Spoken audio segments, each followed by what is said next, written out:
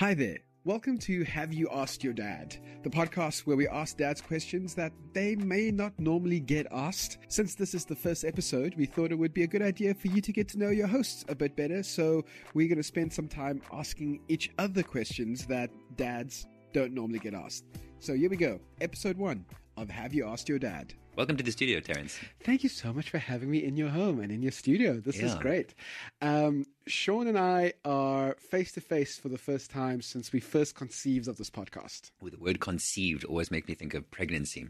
Yes. Well, this is our baby. Okay. So, has it been birthed yet? It's been 9 months, hasn't it? It's been, it's one of those like elephant babies that take 16 months to... what's the gestation period? Gestation period. I can't say that word. It's one of my 5 words I can't say. Hello and welcome to the Have You Asked Your Dad podcast. My name's Terence. And my name's Sean. Yes, you look confused about that for I a wasn't second. sure if it was my name for a second there, Oh, but you're I gonna realized. Be like, am I Sean-O or yes, am I Sean? I know. There's that dual personality sometimes. So I should say I'm Terence, a.k.a. Afro Daddy. And I should say Sean, a.k.a. Sean-O. But that's weird. Yeah, exactly. That is weird. That's why there was that pause. Just call me Sean or Sean-O, whichever one feels better. It's weird to introduce myself. Why is it weird to introduce myself? So here's the point of this podcast. We want to ask questions to fathers, the kind of questions that we don't normally ask dads. So we want you to think about the question, have you asked your dad about whatever the subject of that particular episode is? The reason why we care about this kind of thing is because Sean O and I are both dads. We're dads to obviously different children. Yes, we are. Yes, we are. Very different children. Yeah, which is good because we live like 40 minutes away from each other, and we feel like this is a good opportunity for us to have conversations around parenting and fatherhood and health and wellness and mental health that sometimes aren't considered in the fatherhood space. And of course, if you have a question that you would like to ask dads, you know, the kind of thing where you're like, I don't understand why dads behave in this way, or I have never thought of asking a dad this question, send it through to us. We'll give you all of our details at the end of this episode. And we might be asking your question in an episode that's coming up in the future. So. I think that's great. I think there's a lot of value that we hope to be able to contribute to the world by having these conversations. And it's really big. I went with the world. Yeah. So much pressure on my shoulders. In the sense that so often we hear or read about moms and the struggles that they go through. And this podcast is by no means discounting the invaluable contribution that a mom makes to a family. And we both come from households where we're dual parents. And sometimes there are just things that guys don't necessarily verbalize or feel that it's maybe only them that are experiencing it. And when you're not seeing it in mainstream media, you figure, well, maybe you're the only one. And that's maybe a lot of where this is going to come from, is going, actually, there are a bunch of us that go through the same things. Raise your hand if, and before you know it, there's like a sea of hands up in the air. So, yeah, that's what this is hopefully going to turn into. So what I thought for this episode, this is going to be episode number 1. I have decided officially. Thank you, Terence. I'm just taking control. I think it would be great for us to get to know each other better, even though we kind of know each other well, but as a way to let you, dear audience member, get to know us a bit better. If you're listening to this and you know of Afro Daddy, you might know me already. If you're listening to this and you know Sean-O, or you've seen all this stuff, you follow him on Instagram, you would know him already, but maybe those two people have never met you or met me, so we're crossing over audiences. Yes, we are. Okay, so I'm going to ask you some questions, and then you can fire some questions back. Okay. So we know you're Sean. We know you're a dad, and I would love to know about how. I was going to say how you became a dad. I don't want to know. I don't want to know that process. What I want to know is you have a whole story, which you've actually made a whole separate podcast series about, which is very useful to listening. But can you, in 2 minutes, describe to us the first few days of becoming a parent? What was that like for you? It was immense in the sense that Zoe, who is now 6, was an emergency C-section, and she, prior to being born, doctors knew there was something not so doctors knew there was something that they didn't understand about her, which meant there were complications from the second she was here in this realm, outside of that warm, womby space that we dream of. And the first few days of parenthood meant back and forth to the hospital. Zoe was in hospital for a good 12 days in neonatal ICU. They thought she had complications with her breathing. And so the first few days, the first few hours were insane, intense. And then a good 6 months thereafter, it really started to unpack when she had a very first grand mal seizure in hospital. Without going into too much detail too quickly, because 2-minute time check. She stopped breathing. I gave her mouth-to-mouth resuscitation. We ended up in ER, transferred to a different hospital. Just before being released from that hospital, she had a grand mal seizure. We were then transferred to another hospital, and we spent a good 50 days at the Red Cross Children's Memorial Hospital before they discharged us, saying she has intractable epilepsy and developmental delays. And that was probably the start. The real, you're a parent now, dude. What are you going to do? Responsibility shift. I think I've got that in 2 minutes. That was really good, because that was a really unfair question for your story. Because like I said, you could actually fill in 3 hours worth of podcast time for that. So thank you for keeping it brief. Of course, we'll be unpacking a lot of our own stories across these episodes. Is kind of the secret point of all of this.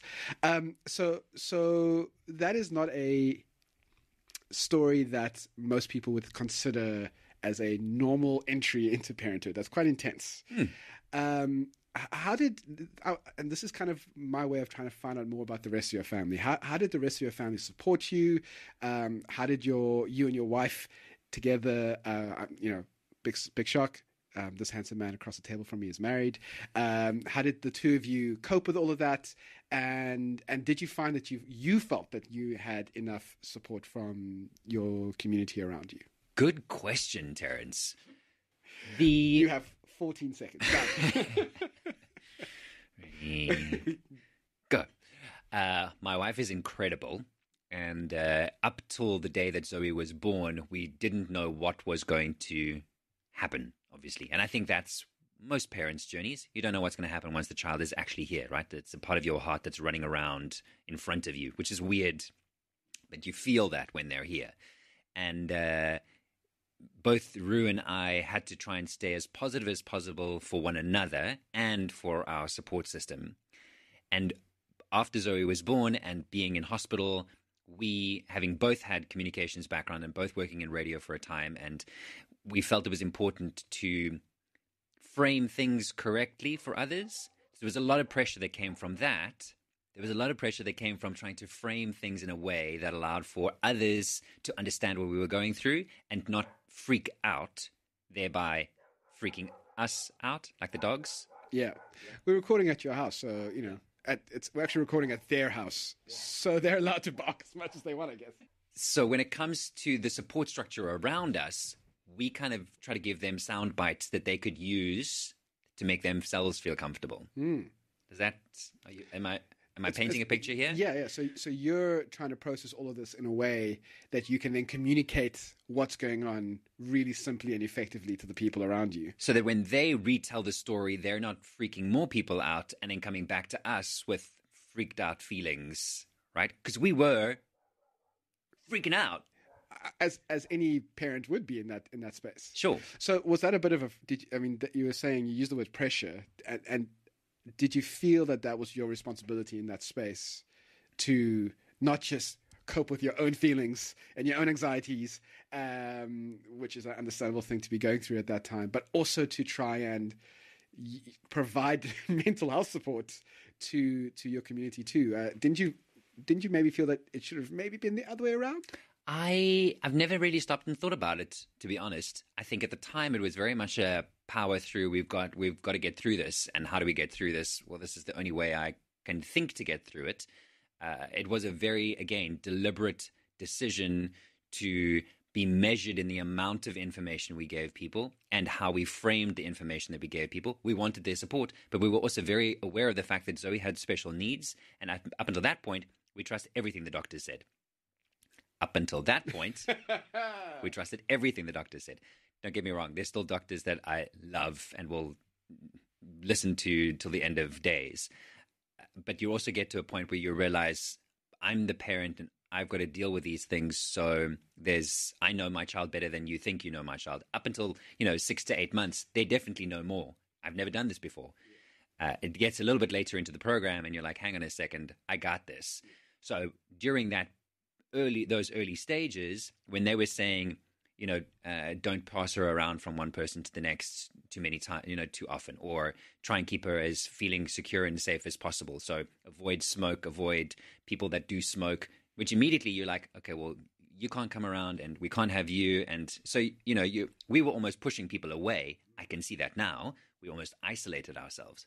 So yes, it would have been lovely for there to be a really strong, let's get behind Sean and Rue. People did that. Don't get me wrong. They did it from a distance where they felt they were doing it as best they could. So they came through in ways that providing food, whether it was clothing or doing things for us that were maybe a little bit more external because they couldn't be in the hospital room or dealing with the medical stuff. So the support was there, maybe just a little bit further than an arm's length away. Does that make sense? It's a complex issue that we're not really socialized to know what because again you might not necessarily want loads of people in the hospital waiting that you have to explain to and relay information. Yeah. And if you've got a doctor saying she's got epilepsy and she needs to take these medications, and then you met with somebody else that says, oh, but Jonty Rhodes has epilepsy and he's a cricketer, it's going to be great. I'm like, thanks, not helpful right now. Or have you tried CBD oil yet?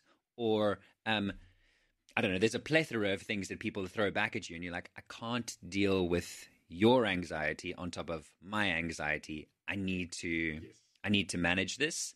And the best way we could think to manage that was to have positive sound bites that people would then be able to go into the world with. And I'm kind of putting myself in your shoes in as much as I possibly could, which isn't a lot. They're quite small shoes. Yeah, I mean, it was me too. But I think that would be helpful for me too as a way of processing what's going on, to get it into those sound bites. Because if I can explain it to someone else, I can understand it a bit better myself. Sure. So that was about 6 years ago. You guys have obviously been totally fine since then. Everything's hunky-dory. Oh yeah, no, things have been great. That's the way parenting goes, right? Exactly. It's just always easy. Nothing's happened between now and then. No, never. Since then, yeah. No, of course not. But I'm hoping that you even with the difficulties that come with parenting in general and for your story in particular, you've had moments of relaxation, of hobbies, of joy, of fun.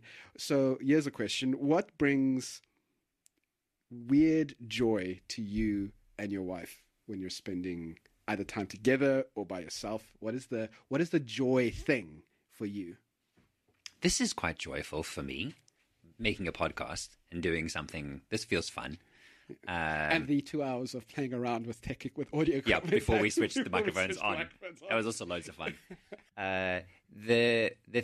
After having gone through burnout a couple of years ago, surprised to hear I went through burnout? Shocking. Really, yeah. I mean, playing with clay was really cool. So, pottering around. I was going to say, who is Clay? So pottering around with clay and making stuff was phenomenal in terms of a therapeutic exercise. So in saying that, anything creative, whether it be painting, building Lego, doing stuff with clay and making pottery, coming home with a plate that you painted and you now display a salad on, even though there's a chip and it's a little bit wonky. But it's yours. Exactly. That brings joy. I think I should be playing music a little bit louder and I should be dancing and moving a little bit more than I do. And to be honest, over the last 6 years, I probably haven't taken care of myself in any way sustainably, i.e. no real exercise, no real creative inputs to sort of exercise another part of your brain or as a release. So I've been very bad at doing that. Is the 14-second answer. And, with all of your free time, that's really shocking. Yes. I mean, I do. I often sit still and I think, wow, What could keep me busy now? If only there were a load of washing to do, or a doctor's visit to get to, or a therapy session to set up. Yeah. I mean, if I didn't have dogs that barked from time to time, my life would be really quiet and boring.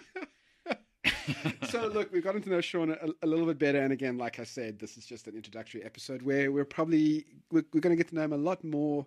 And I hope you can hear from the tone and the style of his answers that this is a bit of an honest space. It's a bit of a safe space. So if you want to add your input in, via the contact details we put at the very end of the episode, please feel free to do that. And even if you're not a dad, like this isn't just a podcast for dads. It's about dads, but it's really for everyone. So if you have a thought or a question or something you'd like to add to any of these questions that I've thrown out, please send it our way. Terence, I have a question for you then. Okay. Tell me about your boys. You have 2 boys. Yes. And their names are Eli and Liam. Can you please tell me what they like to do when you're working? So I work from home, which is great. So I get to see what they like to do. And we're currently as we're recording this, in the 3rd week of winter school holidays. So Eli, if Eli could just be in front of the TV for the whole day, he would gladly do that. Oh, really? Eli is one of those people that, some people can come into a space and just know how to be comfortable. Mm-hmm. Like he knows how to make himself comfortable. Oh, good. And so for Eli, the best afternoon would be a infinite supply of popcorn. Mm-hmm. Just all of the TV that he could have access to, maybe a tablet with some games on the side when he gets bored of the TV. But he would not want to move from there. When we switch off the TV and tell him that he has no more screen time, then he's very imaginative. So then he'll play with his blocks and he'll play outside, and not big sports, but really just imaginative play. He'll get 2 sticks and he'll make a village. Fire. No, but no, he's not that. He's we went through that phase. We've come out of it by now. So he definitely he likes imaginative play, and I think that's why he likes TV. Okay, it's because it's imagination stuff that he puts himself into those scenarios. Okay. So he'll be our storyteller one day when he's older. Beautiful. Liam is much more about like the macro movements. So he'll want to kick a ball around or hit a cricket ball and a bat around. Most of his stuff is requiring my input, so he would prefer it if he had access to me all day long. Okay. And if we just had a collection, whereas if Eli had access to infinite popcorn and TV, Liam would want access to infinite sports balls and infinite sports paraphernalia that he could just cycle throughout the whole day. So whatever thing we've put in front of him, literally, I wanted to see what he would be like with a golf club. Took him to the driving range.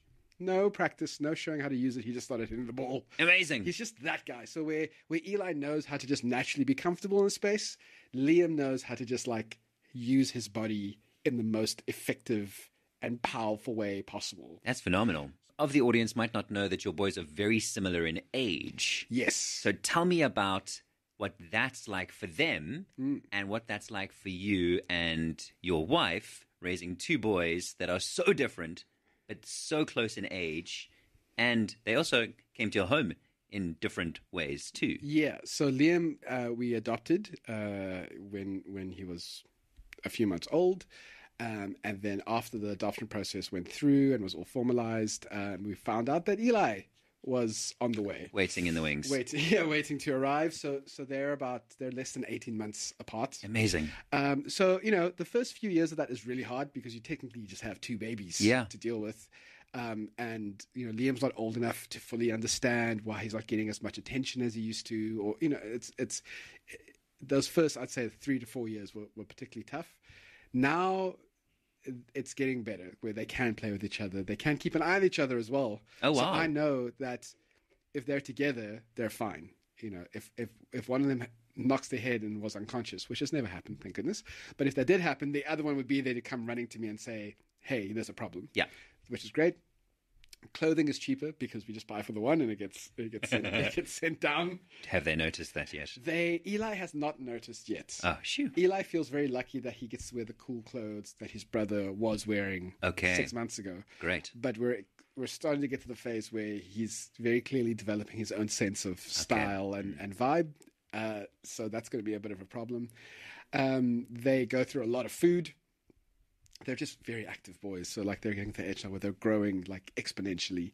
So they're just devouring calories to keep themselves going throughout the day. It's only so much energy popcorn can give one. Exactly. The problems also come in when, like I was saying, they personally like different things. So try to find something that entertains both of them equally. Friday evenings we can sit down and we can watch a whole movie with Eli. Even if from a young age he could sit and he could comprehend what was going on. And if you asked him why did that person do that, he would say, "Oh, he was sad that his mother died, and that's why he was behaving in that way." So he has a real comprehension of He's of how story. old now? He's 6 now. Wow. Okay. Turning 7. So he really has a good understanding of that, and he can sit down and focus for that whole period. Yes. Liam cannot. Liam can't sit for longer than half an hour. But Eli does. Eli wants to watch a whole movie, and Liam doesn't. So, well, how do we manage that whole process? Again, we want to get them out doing something. Liam, it's easy. Cricket bat, a ball. I'm throwing the ball at him. Good to go. He can hit that ball for 3 hours. Eli will try once. If he doesn't get it right the first time, he doesn't really want to try again. So he wants to move on. So there's always a negotiation of what we're doing and why and who got to do that last thing, and trying to find ways to make each kid feel special and loved and valued for what he is always interesting. We've discovered that like they both like to ride bikes, so it's a lot of bike riding. A lot of like, we're going to take the dog for a walk and you guys just ride your bikes to Kai Forest as far as you possibly can. That's beautiful. I really do enjoy learning a bit more about your family life, because I think that gives me a better understanding of what it might be that the things are that you as a dad may come up against, right? The things that you're thinking about, like how do I feed these two? And if you're quite rightly saying they've got completely different personalities, not only from their feeding to what they're going to wear to what they're going to potentially study one day or their interests thus far. And I guess as they grow, of those things are going to cross over. And at some point, they're going to go completely the opposite. You're already looking at the opposite directions. How do you then, as a dad, bring it closer together? And as you quite rightly say, manage their expectations in how valued they feel in their own personalities. Yeah, totally. That's a tricky space to be. And especially, they're both at school now, and school definitely measures things that Liam is good at. He's good at following rules. Yeah. He's good at listening. He's good at doing what is necessary to do well. He's very much a structure, authority guy. Eli, although he's incredibly smart, he doesn't like doing what other people tell him to do. Right. He doesn't like to. He's not particularly athletic and sporty in the way that his brother is. And so the normal schooling system doesn't really apply to make Eli feel great. It's easy for Liam to look at a report card and go, "Oh, look at all the ways I'm getting. Yes, I'm getting top marks, and I'm getting selected for all the top teams." They don't measure how creative someone is. They can't measure, literally they're saying he's daydreaming in class. And I'm like, good. We need the daydreamers, because the daydreamers are the people that write the stories that we read in 20, 30 years time. But you don't get marked on how good you are daydreaming, at least at the kind of schools that we are willing to send our kids to. Yeah. So that's always the thing now, is how do we encourage Eli to go, the way you are is great. The world isn't going to tell you that for at least 20 years. Correct. Everything you're going to come up against is going to tell you you're not good enough. But I'm your dad, and you are a lot like me in so many ways. So let me tell you, you are fine. So that's, while also not letting Liam feel like we don't value how great and amazing he is. Correct.